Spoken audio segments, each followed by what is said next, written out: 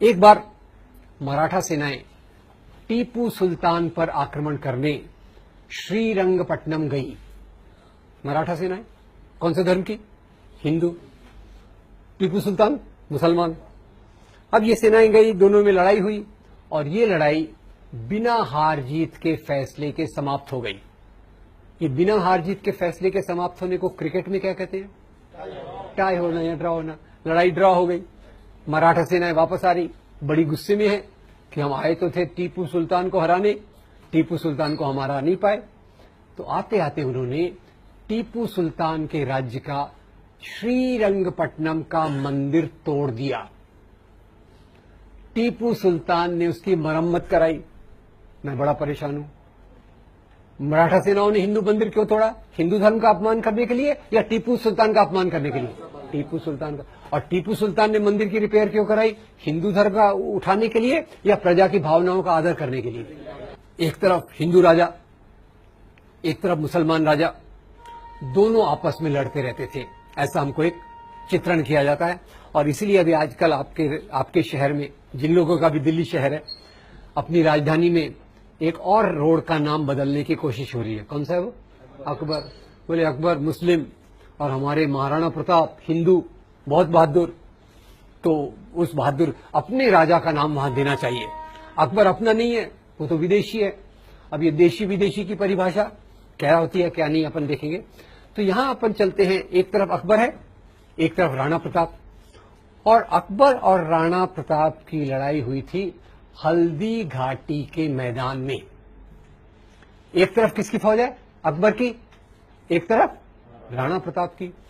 आप देखेंगे, आप हैरान हो जाएंगे, अकबर की फौज में अकबर खुद नहीं है। अकबर के बदले कौन है? राजा मान सिंह। हेलो, अकबर के बदले कौन है? राजा मान सिंह। और राजा मान सिंह के असिस्टेंट जनरल जो हैं, वो बड़े प्यारे व्यक्ति हैं कि उनके नाम पे बहुत अच्छी 2 हिंदी फिल्में बनी हुई हैं, शहजादा सलीम, मुगले आजम और अनारकली। राजा मान सिंह कौन थे? अकबर के प्रधान सेनापति। सेनापति नहीं, हेलो, सेनापति नहीं, प्रधान सेनापति। और शहजादा सलीम उनके असिस्टेंट। ये अकबर की फौज हो गई।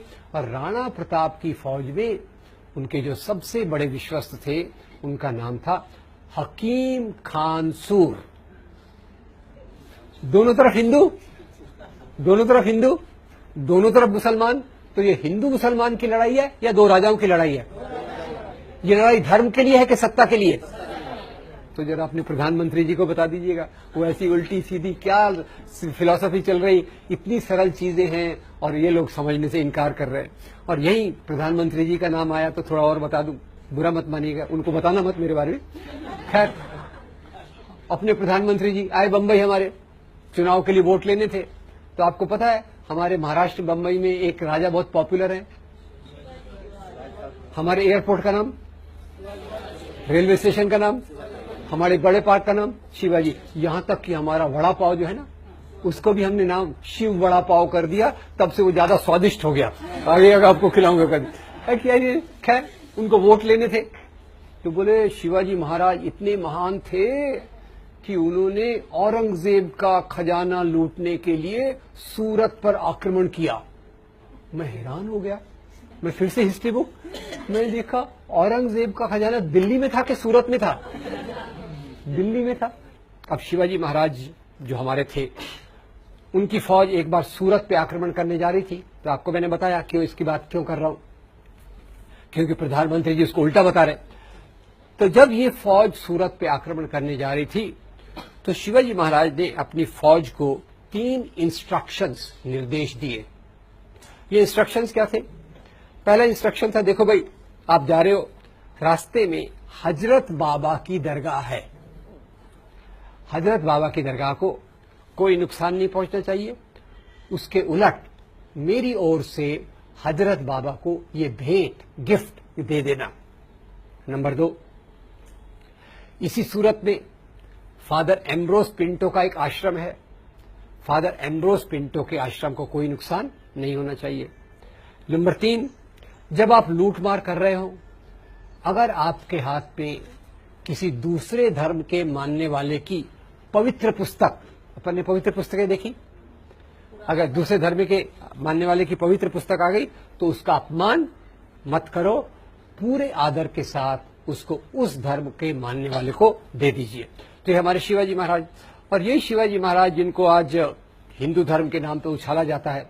आपको बता दूं, शिवाजी महाराज की फौज में 12 सेनापति थे जो मुसलमान थे।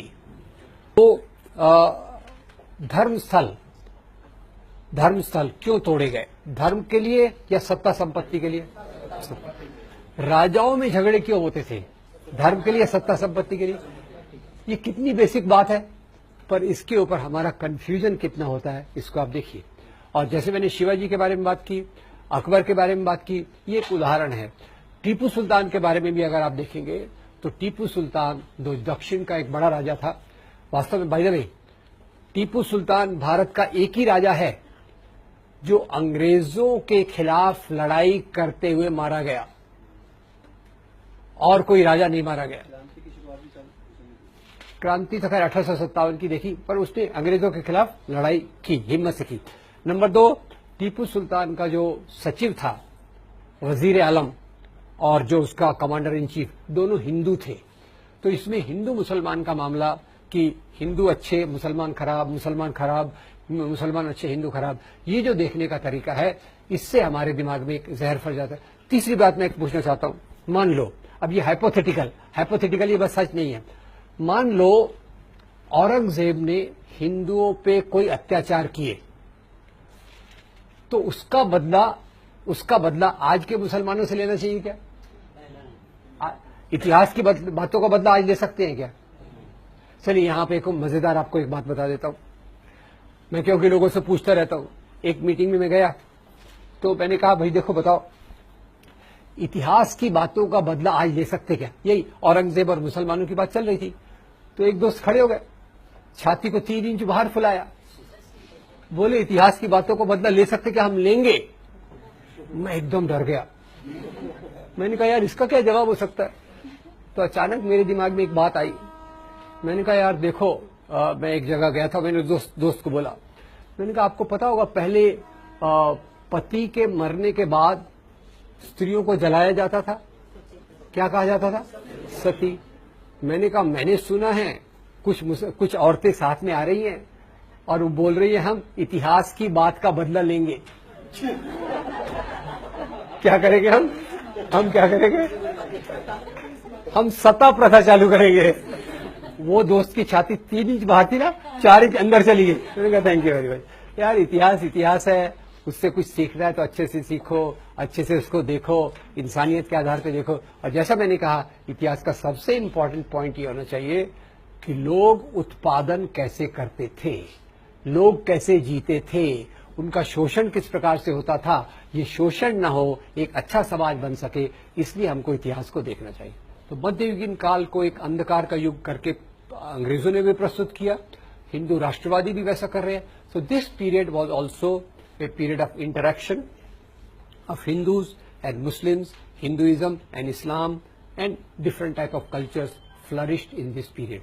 So this medieval period, the first point we must know that this was not a period of nation state. और नेशनलिज्म चालू कब होता है? नेशनलिज्म भारत में चालू होता है अंग्रेजों के आने के बाद। अंग्रेजों के आने के बाद पहले क्या था? नेशन स्टेट था या राजाशाही थी? राजाशाही। तो राजाशाही, और उसके पहले भी अब जाके देखेंगे क्या क्या था। So this whole debate which is going on today is a totally on the false ground.